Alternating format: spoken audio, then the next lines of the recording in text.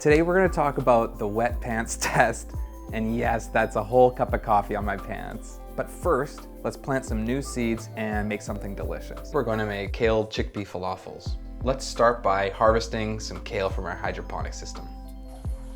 This kale has been growing for a couple of months now, and honestly, just look at the leaves. They're crunchy, curly, and they've got a personality, don't they? So what we're gonna do is take 2 cups of chickpeas, 1.5 cups of kale, lemon juice, salt, and we're gonna blend this up. Let's add an egg because it needs a bit more moisture to stick together, and then a spoonful of some flour and chana masala for that warm, savory kick. Let's fry them in olive oil until the edges get a little crispy, like a halo around it.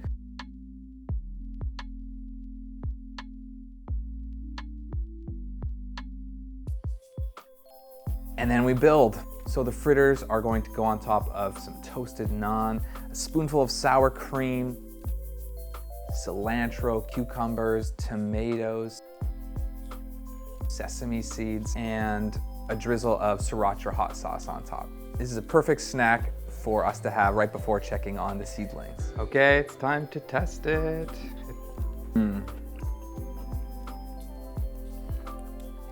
That's satisfying. And man, all the flavors balance each other out. Let's move on now to work with our seedlings. I've split everything into 3 zones so that each zone gets exactly what it needs. First off, we have zone A, and that's the germination area. This area is warm, it has high humidity and low light. This is where seeds wake up from their slumber. Zone B is the early seedling shell. So this is bright, cooler, and it has plenty of airflow. So we're not gonna actually cover the seeds when they're in this area. That keeps them strong and prevents them from getting stretchy looking. And then zone C is what we're calling the transplant area. It's where they go right before we put them into the tower. Think of it like the launch pad they are in before they move to the main system. So now for planting, we're going to be using rockwool, and rockwool is spun volcanic rock. So they heat it up really, really hot, and then they spin it, kind of like making cotton candy, but for plants. It is naturally alkaline though, so we have to bring the pH down, and we're going to do that with a few drops of this pH solution. Today we're planting pak choy, cilantro, and spinach. I'm gonna soak this rockwool for about 20 minutes. Then the seeds go in, and I move the cubes to a tray that isn't sitting in water. Next, we'll cover the tray so that the moisture can be retained there, turn on a heat mat, and we're gonna let the pak choy enjoy that warm germination environment. While those rest, I wanna tell you about something I've been thinking about this week. A couple days ago, I went out for coffee with my dad, and I arrived a little bit early. I grabbed the coffee and apple strudel, and immediately I dumped the whole thing all over myself.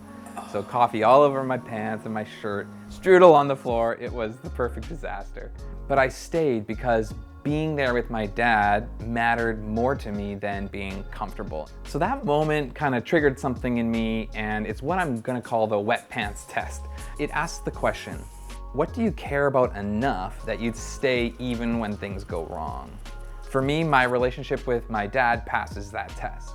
I try to live my life by making decisions based on my values rather than whatever pressures come from outside. I'm curious, what in you passes the wet pants test? Why don't you drop a comment below? What would you show up to?